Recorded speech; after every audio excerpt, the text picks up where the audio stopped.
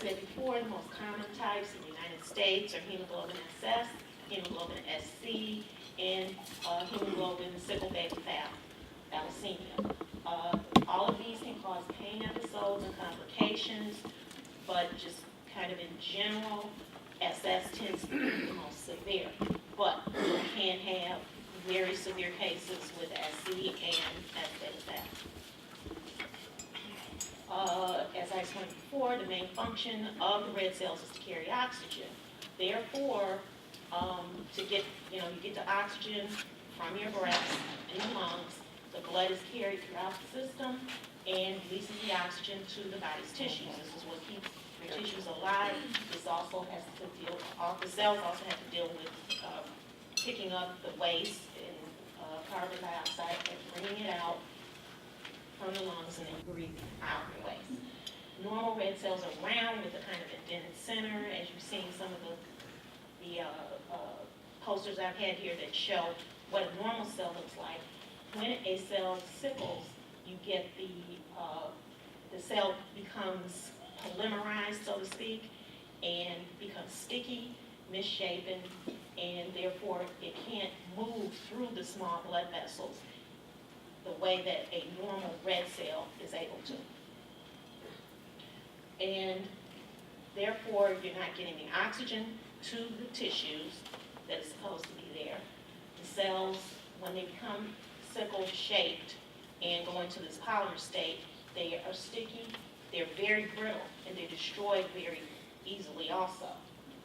The abnormal red cells cannot move through the blood vessels properly and stick together. And essentially, sickle cell pain crisis is essentially you're having micro blood clots all over your body.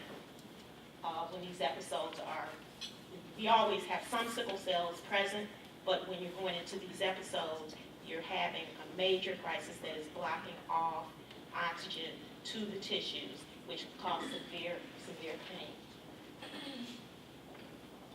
Here are possible triggers of a sickle cell pain crisis. Any type of decrease in the oxygen level, change in altitude, also change in barometric pressure. Cleveland is actually one of the worst places for sickle cell patients because our weather is so changeable. And dehydration. When you have sickle cell, you have an increased need for fluids because your kidneys do not retain fluids as they should in the body. So you produce a dilute urine and you need a lot more fluids. You will also see that in some people with sickle trait, that they need more fluids also. Cold temperatures, another bad one, Cleveland. Infections can kick off a pain crisis. Fevers, menstruation, that can be a major one. You can go. Myself, as a child, I didn't have any problems. When I got to adulthood, it was every single month I was in the hospital or in the ER because of menstruation. That can cause a lot of patients, female patients, a lot of problems.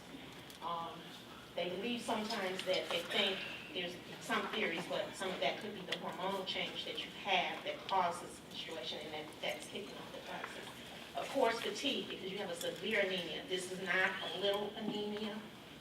When they tell you that, doctor tells them, okay, go take some iron pills. This is not a little anemia. This is severe. Most of us that with sickle cell are walking around with blood counts that would have most of you, if not unconscious, you would be so tired you cannot raise your head. That is what our bodies are used to because we're like this from birth. So this is a severe anemia. So, of course, we have fatigue. Pregnancy is high risk for sickle cell patients, but you can have, I have a 24-year-old healthy son, and as Michelle says, she has children. Adrian has children. You can have, with the proper high-risk care, you can have a safe pregnancy. Physical and emotional stress, of course, causes every disease a problem. So with sickle cell, there's the same thing. Alcohol use and recreational drug use, of course, can also cause sickling. Some of the complications, of course, a hemolytic anemia, as I said, because the cells, particularly when they sickle, they are destroyed very rapidly. by the spleen and recycles to the liver. In sickle cell disease, as opposed to the normal length of time that a red cell normally survives in the circulation is about 120 days. In sickle cell, the cells last about 10 to 20 days. So therefore, you see why the anemia is there. Strokes, about 25% stroke risk in children. And on further, blood transfusions are the typical treatment for that to try to prevent the child from having another stroke. Liver infarction, cholelithiasis, which is gallstones. You see many people have cholesterol stones, but in sickle cell you have bilirubin stones because your liver is worked constantly. You have a very high turnover for the liver to work on. Same thing, cholecystitis, infections with gallbladder, and cirrhosis of the liver. Heart muscle hypertrophy, in other words, enlargement, typically the ventricle, which is the two big pumping chambers. Because you have such a severe anemia, those chambers pump harder, so you just kind of overall end up with some enlargement of the heart. And congestive heart failure, of course, that's one that is, particularly with adults, causes problems. And you can have, of course, myocardial infarction, which is a heart attack. Splenic sequestration, this is a problem particularly in children, and it happens all of a sudden when the spleen begins to just absorb all of the circulation. If that child does not get to emergency care within a few hours, they can die. And that's one of the things that, you're going to need a lot of transfusions. Splenic infarction, basically, sickle cell, because the cells are so abnormal, and the spleen cleans the blood. Typically, by teenage years, sickle cell patients are basically asplenic. In other words, the spleen has been worked till it's just a nub. It's not even functioning.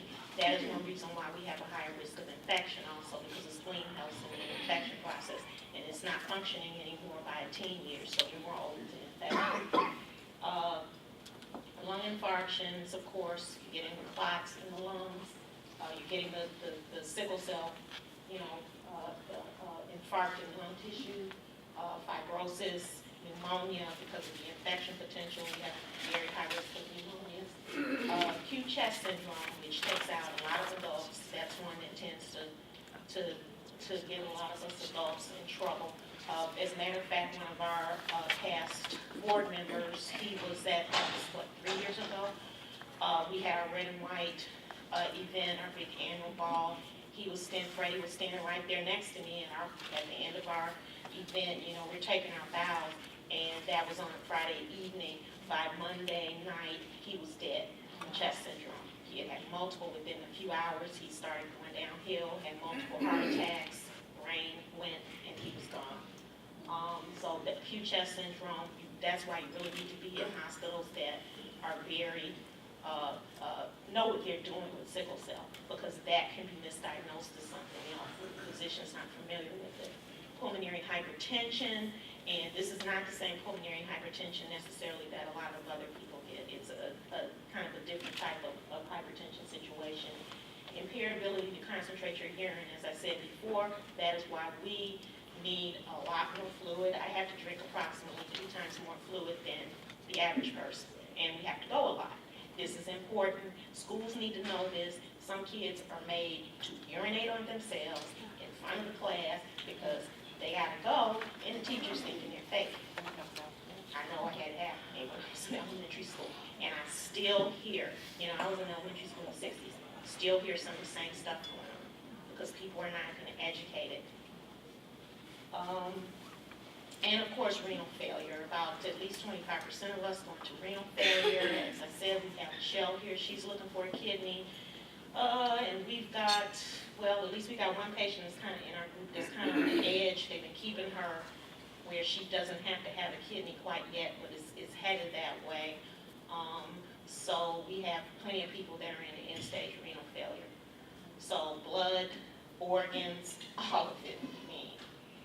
These are other complications, retinal hemorrhages and retinal detachment. I've had a few retinal hemorrhages, though very minor. You tend to see these in diabetes, and people, when you say it in diabetes, they understand it. In sickle cell, we have some of the same things that can eventually cause blindness. Hearing loss due to nerve damage, bone infarctions, because you're getting constant bone pain and constant damage. Joint damage, osteoarthritis. All of us got osteo by the time you're probably in your early 20s. Septic necrosis of the femoral head, which is what happened to Michelle, why you end up needing hip replacements. We have plenty of people. Mr. Photographer back there, he deals with that a lot. Priapism, which is sustained erection of the penis, does not go away. That is a horrible situation for men with sickle cell.